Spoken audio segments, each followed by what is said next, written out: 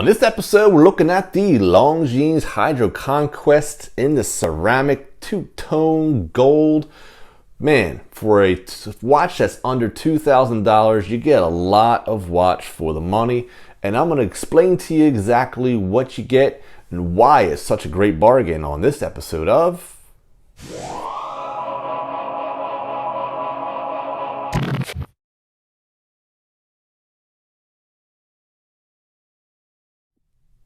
All right, we have the Longines HydroConquest, and this one is done in the blue sunray, blue ceramic upgrade, and also the two-tone yellow gold. Yes, this is actually my first two-tone in the collection, and I want to give a shout out to Needs Watches for making the trade.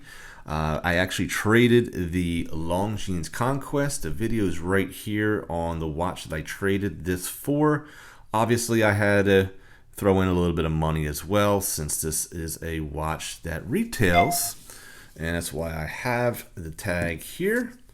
It retails for $1,800, and obviously, when I looked at Longines' site, they have it at $1,950.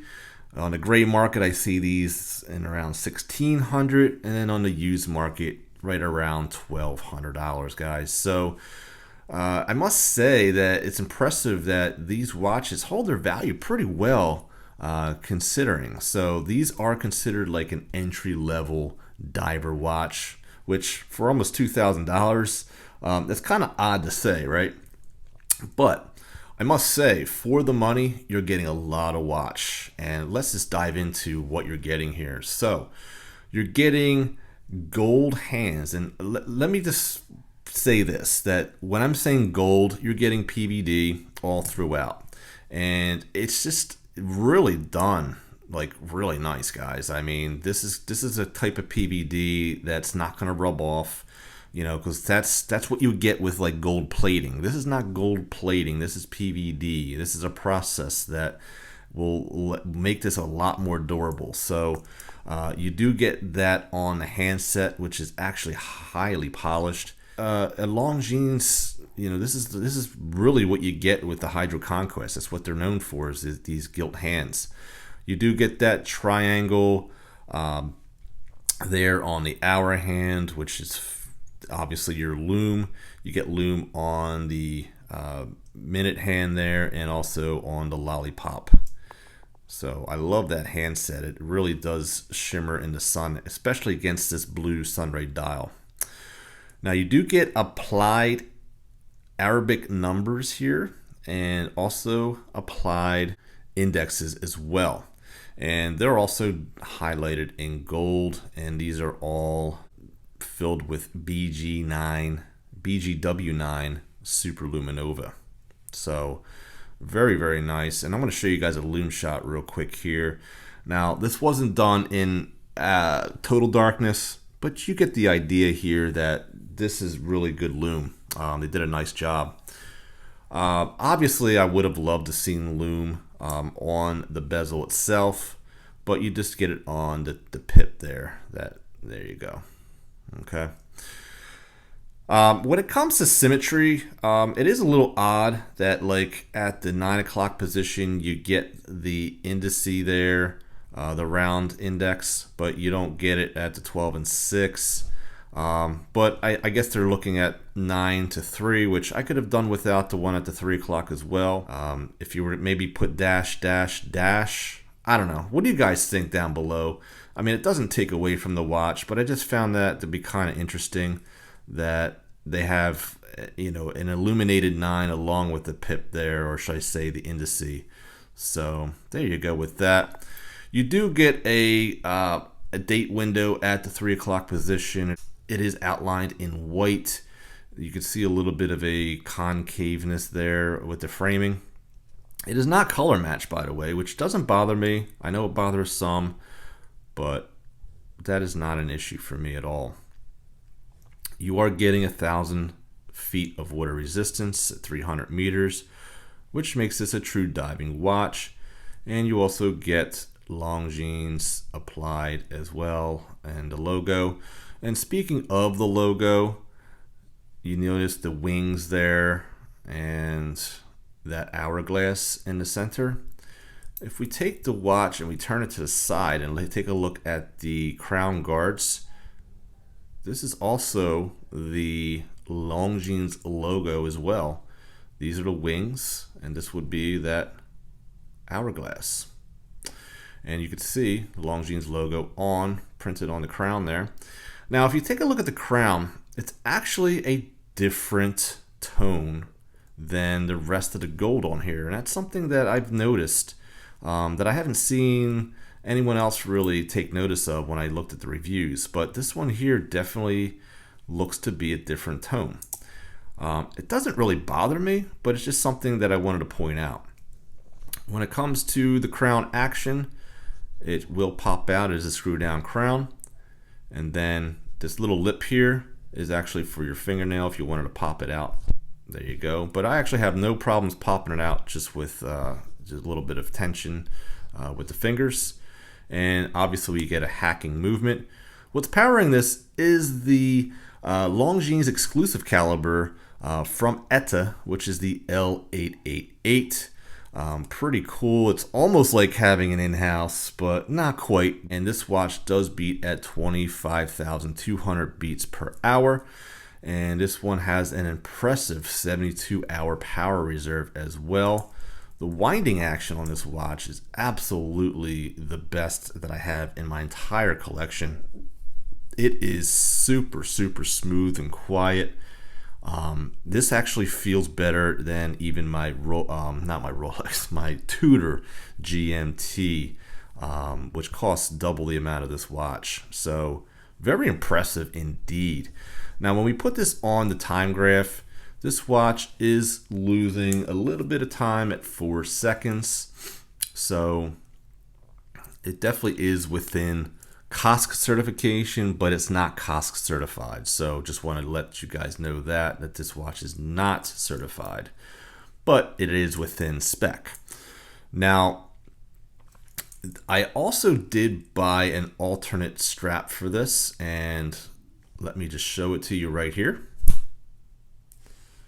Now, this is the blue strap that the Longines can come on, and it's a silicone strap, and I bought this on Amazon for literally 25 bucks, and it has the same pattern. It fits perfectly on the watch. It gives it just a different look and a more sporty feel, and even that deployant clasp is very, very nice. They actually did a really nice job on this. The only difference is you don't have Longines printed all over it, right?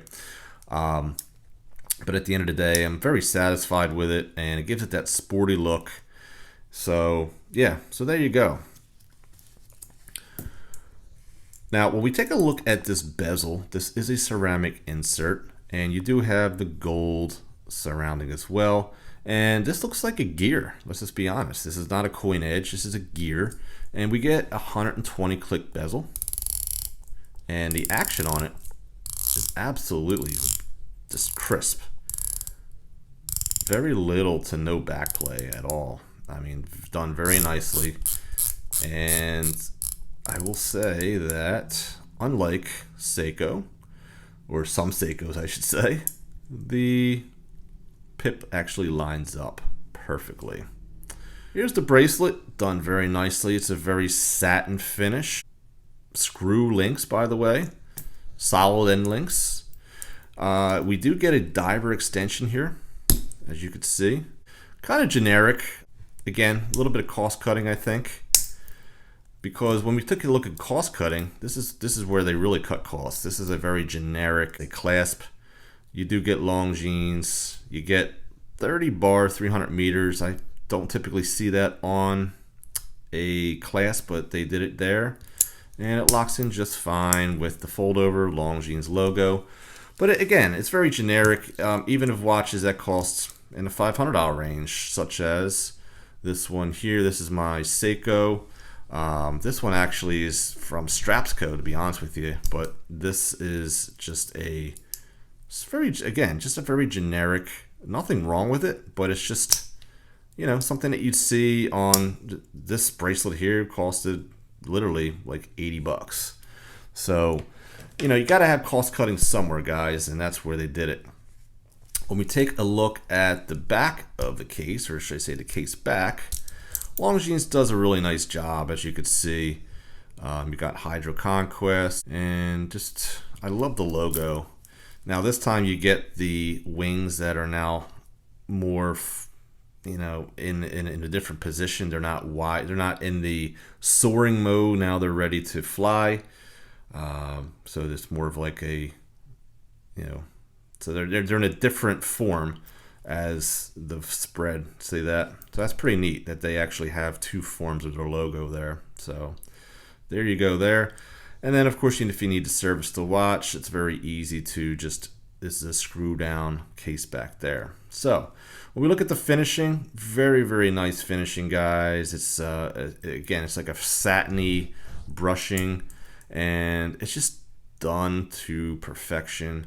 Again, for a watch at this price point, it's expected to have nice finishing, and Longines doesn't disappoint. I'm going to show it to you on my 7-inch wrist here, and as we can see, it wears very, very nicely. We're looking at a 41mm case diameter. This is actually a very thin diver, by the way, at 11.9, so just a tick under 12mm in thickness, so it wears beautifully on the wrist. And we're looking at a 50 1/4 lug to lug. Now the lug width at 21mm is, I don't understand why watch companies do that.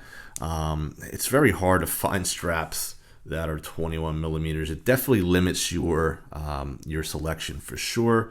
So that's definitely a negative for me, being that it's not going to be a strap monster indeed. I think I forgot to tell you about the crystal here. This crystal is obviously a sapphire crystal, but we're getting anti-reflective coating on the top and underneath, which is several layers, and they do an excellent job. This is actually the best job I've seen on this, on the anti-reflective coating out of any watch in my collection. Typically when you fingerprint, you'll see like a bluish, almost look like oil on your crystal. This is absolutely, you don't see any of that here. They do an excellent job with that. So really, that's one thing that really stuck out to me when I put this, when I actually opened the box, was the how clear you can see through the crystal. Really awesome job. So, and also I took a weight on this. So on the bracelet, it's 4.5 ounces or 127.8 grams. And then on the strap itself, it is indeed 114 grams or 4.1 ounces. Well, that's all I got, guys. So there you go. There's always time to be kind to one another. Please take care of each other. And I'll see you guys next time on Average Joe Watch Reviews. God bless, my friends.